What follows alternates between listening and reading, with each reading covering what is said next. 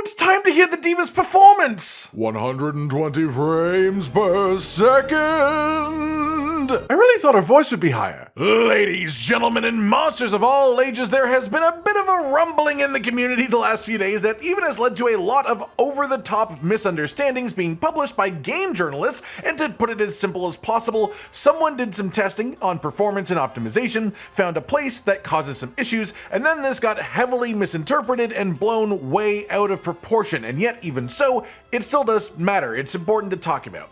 Today I want to sit down and discuss the situation from every angle really, trying to leave all of my own biases at the door and just approach it with logic and hard facts. I'm not going to pretend that I understand all the technical jargon and wording used within the main post, so I won't try to agree or disagree or anything like that, so much as just explain the testing presented, the findings, the response to it that was way overboard, and the end results of all this happening. First things first then, this all originated with a Reddit post from a user named Detilmarand with the title "Bad Performance Mystery Solved?" The post is absolutely massive. There's a lot of technical talk in here, so I'll just try to break down to the really important bits inside, while mentioning that this person does show a lot of receipts to explain what they are talking about and show it in action. Essentially, they noticed that Monster Hunter Wilds would have more FPS drops and issues on one Steam account than it did on another one, even when both of the accounts were being used on the same device. This means that mechanically there should be no difference, so it's not a hardware thing causing the discrepancy, it's a software thing, it's something with the game. This then led to them coming up with a theory and then testing it. The way they did this was by creating their own private mod for the game that essentially bypassed the system that checks if you own DLC. This is a system that exists to prevent cheating in DLC into the game in some way without actually paying for it. Essentially, it is a method of anti-piracy. This system checks if you have DLC pretty much consistently, but only if you are in a hub or a town. Basically, the areas that have this specific cat NPC, the ones that you go to check your limited bounties and hand them in as well. It's the same cat. As long as these NPCs are in the zone, which is every hub area, you go through a large number of checks every second, thousands of checks every second, to make sure that you don't have anything that you shouldn't and see if you should have something that you don't. This isn't necessarily unusual within games, but what's unusual is that there seems to be some sort of bug in the code in this system that is causing FPS issues through it.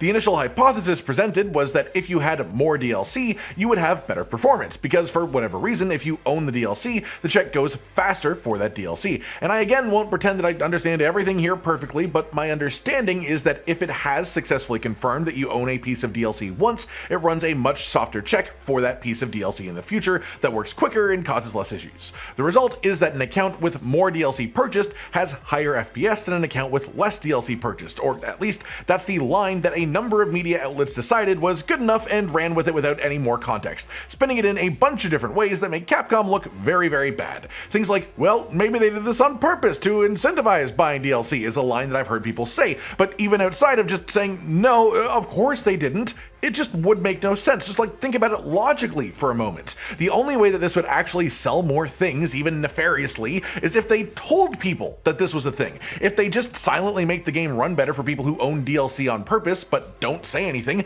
all it does is punish people. It doesn't actually sell more anything. It's nothing good for anyone. So of course this isn't on purpose, and this post by an official Monster Hunter account mentions that an upcoming patch will include optimization improvements for Steam-specific processes, which a lot of people, especially with the timing of this, are understanding to mean that they have seen this issue be discovered, they have received the information from the player who originally did the testing, as they did say they sent it to a person at Capcom as well, and the devs are quite quickly plugging this hole, so to speak. So the first thing that I really want to drive home is no, Capcom did not do this on purpose. There is absolutely no gain for them doing this. It wouldn't make sense. Second thing of note then, because of how this works, a theory that started going around a bit is that this actually has been progressively making performance worse and worse over time with each update, because with every update for the game, they add more DLC available for purchase, which means that the game runs more checks, and that means that the bug-causing FPS drops gets exacerbated even further. And an interesting point about that is that most people are reporting that performance as a whole is improving with every update, just a lot less than they'd like, and that brings the question that maybe the reason is every time they optimize the game a bit more, they also add more DLC, which then causes more issues that they didn't realize were there.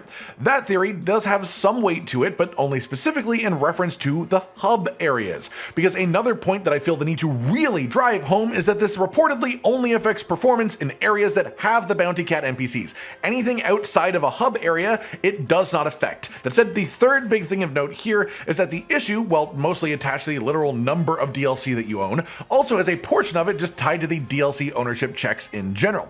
By this, what I mean is in tests done by the player who reported this, the mod that they made that bypassed the checks ended up giving better performance than an account that had legitimately purchased the DLCs. This isn't necessarily news, it's DRM, and DRM reduces game performance. This is something that everyone knows at this point. The difference in the footage provided here, though, shows performance nearly doubling from the version of the game that counts as having no DLC to the version of the game that counts as having all of them. But again, I really need to emphasize that this is only confirmed to affect the hub areas, and this is a pretty extreme example compared to what other people are reporting from the effects of this difference. Because I want to mention that Digital Foundry, a media outlet that focuses on performance of games and hardware, ran their own tests as a result of this and found pretty similar results, but their specific findings said that this mod increased performance by around 11% when maxed out settings, 20% with settings only on high, and then nearly 26% with settings in full performance mode. This matches up with a lot of other reports that I've heard from various players indicating that this is affecting low to mid-end computers and people with lower end processors specifically a lot more than it is people with higher end machines. Partially just due to this not being like a graphical setting, which means the lower your settings are, the larger a portion of your CPU load is coming from this bug. The main takeaway seems to be that the DLC check system in Wilds is causing a notable performance hit in hubs. Whether you own every DLC or no DLC at all, it is causing some sort of performance hit, but the majority of the performance issues from it are dependent on how much DLC you own. But even if you own everything, it is still worse performance than if these checks didn't happen to begin with. There also seems to be a bit of a sliding scale with it, where the amount of difference in performance from amount of DLCs owned becomes less the more you have. So your first DLC purchased increases performance a lot more than your 100th DLC purchased, as an example.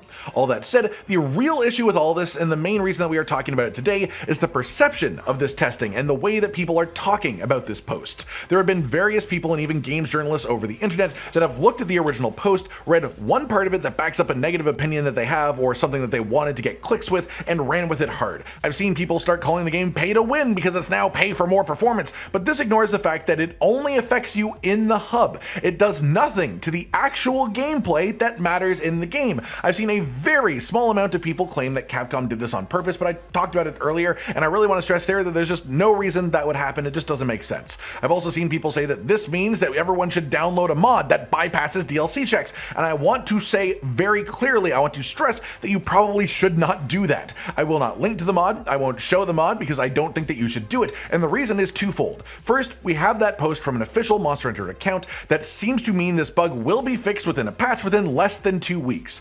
Two, you are running the risk of getting banned. Capcom started being a lot more active with bans for people who break rules in various ways when Monster Hunter Wilds released. And to put it simply, a very easy way to get banned is to trick the game into thinking that you have purchased DLC that you do not own. I'm not saying this is guaranteed to happen if you download the mod, but I'm saying it's a risk that you are running, and I think it's a crazy idea to risk a ban on your Monster Hunter account that you probably have hundreds of hours on for an increase in FPS in the hub only, and for something that's only going to be 2 weeks before the official fix happens. So basically where I stand on all this is, yeah, it sucks, but it's just not that big of a deal. I'm glad that this person found the issue. They reported it to Capcom with specific data and testing, and Capcom is going to fix it. If the story ended there, this would be awesome. This would be a very nice story of a community member coming out to help the game and the other players that play it as a whole. But the problem is the way that people took this and misconstrued it. There is nothing nefarious behind this. It doesn't even affect actual hunting or combat. It only affects a part of the game where performance isn't that big of a deal. It is still a negative. It's an oversight from someone at Capcom, and it honestly should have been caught before somebody who's not even working for them caught it,